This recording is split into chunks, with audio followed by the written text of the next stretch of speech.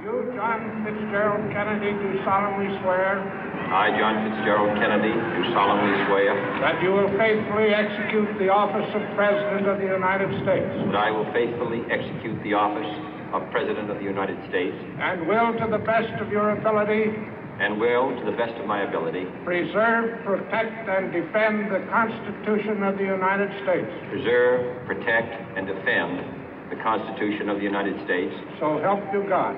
So help me God.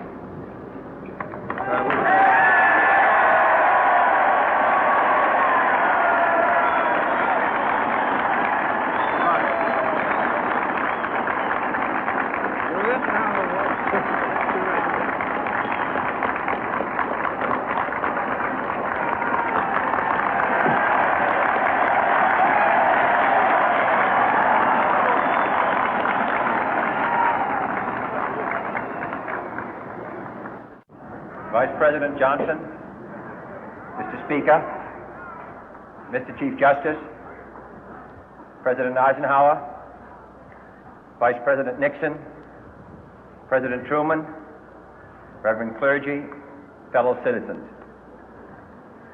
We observe today not a victory of party, but a celebration of freedom, symbolizing an end as well as a beginning, signifying renewal as well as change.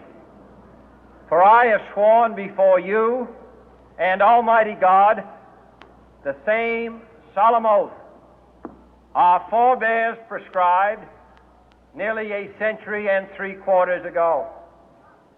The world is very different now, for man holds in his mortal hands the power to abolish all forms of human poverty and all forms of human life. And yet the same revolutionary beliefs for which our forebears fought are still at issue around the globe. The belief that the rights of man come not from the generosity of the state, but from the hand of God. We dare not forget today that we are the heirs of that first revolution. Let the word go forth from this time and place to friend and foe alike that the torch has been passed to a new generation of Americans born in this century, tempered by war, disciplined by a hard and bitter peace, proud of our ancient heritage, and unwilling to witness or permit the slow undoing of those human rights to which this nation has always been committed and to which we are committed today at home and around the world.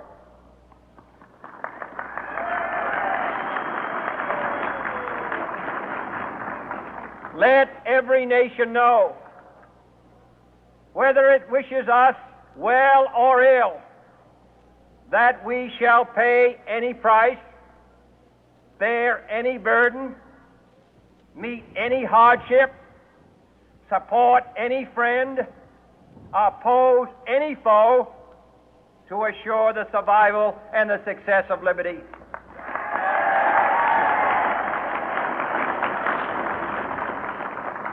This much we pledge and more.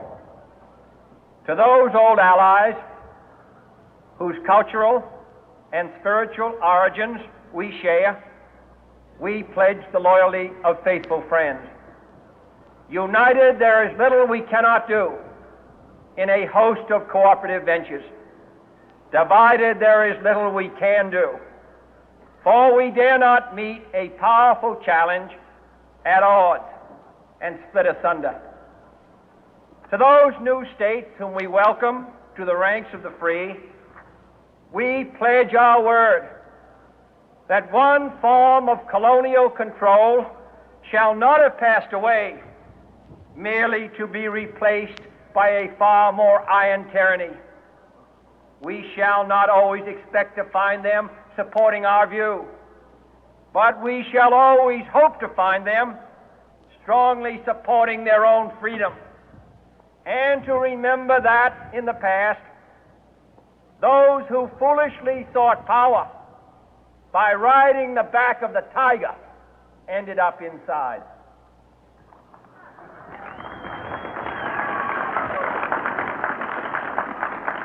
To those people in the huts and villages of half the globe struggling to break the bonds of mass misery, we pledge our best efforts to help them help themselves for whatever period is required, not because the communists may be doing it, not because we seek their votes, but because it is right. If a free society cannot help the many who are poor, it cannot save the few who are rich.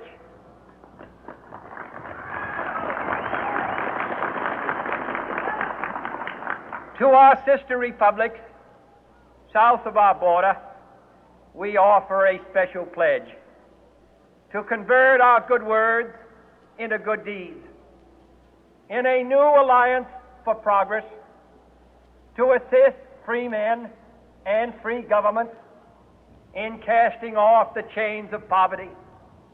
But this peaceful revolution of hope cannot become the prey of hostile powers.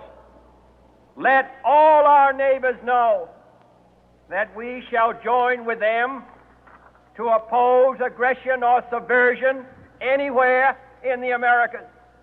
And let every other power know that this hemisphere intends to remain the master of its own house.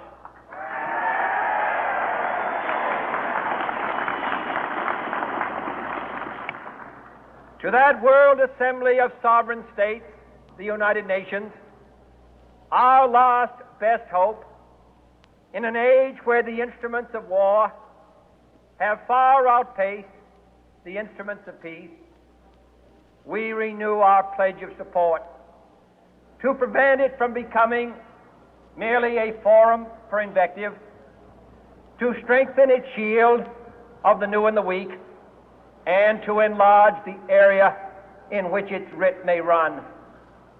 Finally, to those nations who would make themselves our adversary, we offer not a pledge, but a request that both sides begin anew the quest for peace.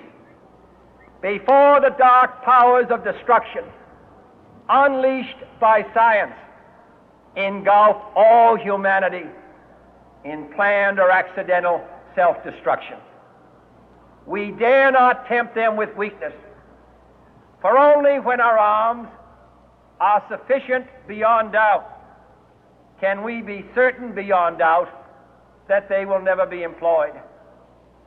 But neither can two great and powerful groups of nations take comfort from our present course, both sides overburdened by the cost of modern weapons, both rightly alarmed by the steady spread of the deadly atom, yet both racing to alter that uncertain balance of terror that stays the hand of mankind's final war.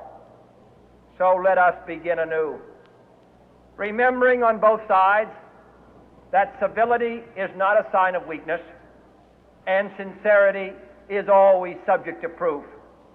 Let us never negotiate out of fear, but let us never fear to negotiate.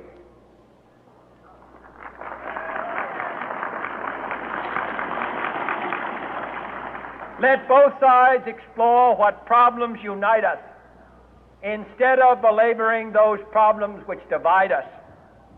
Let both sides, for the first time, formulate serious and precise proposals for the inspection and control of arms, and bring the absolute power to destroy other nations under the absolute control of all nations.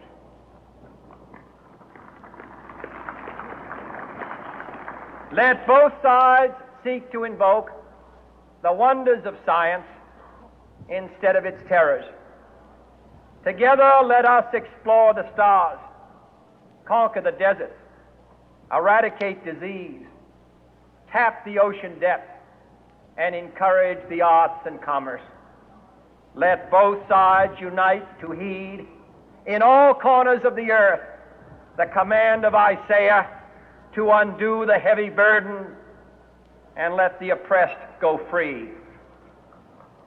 And if a beachhead of cooperation may push back the jungle of suspicion, let both sides join in creating a new endeavor, not a new balance of power, but a new world of law, where the strong are just and the weak secure and the peace preserved. All this will not be finished in the first 100 days, nor will it be finished in the first 1,000 days, nor in the life of this administration, nor even perhaps in our lifetime on this planet. But let us begin.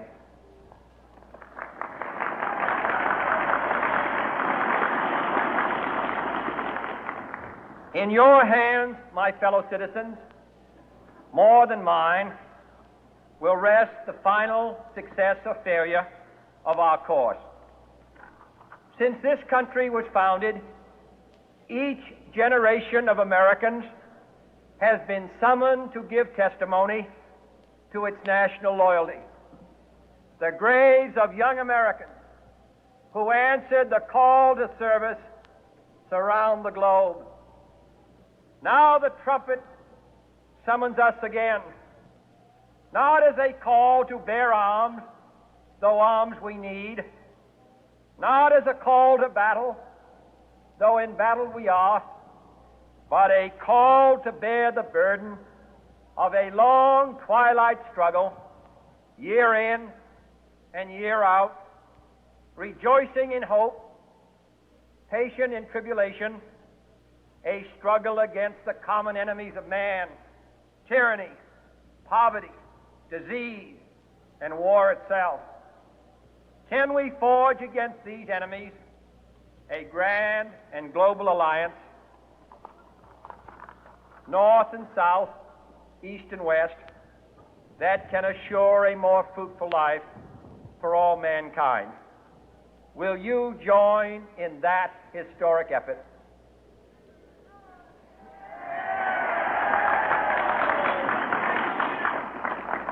In the long history of the world, only a few generations have been granted the role of defending freedom in its hour of maximum danger.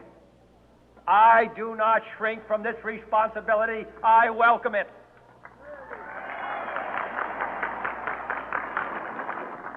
I do not believe that any of us would exchange places with any other people or any other generation. The energy, the faith, the devotion which we bring to this endeavor will light our country and all who serve it. And the glow from that fire can truly light the world. And so, my fellow Americans, ask not what your country can do for you. Ask what you can do for your country.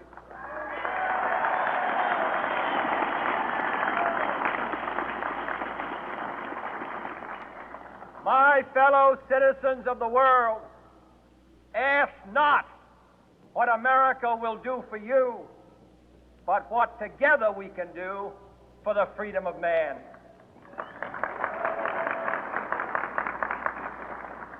Finally, whether you are citizens of America or citizens of the world, ask of us here the same high standards of strength and sacrifice which we ask of you.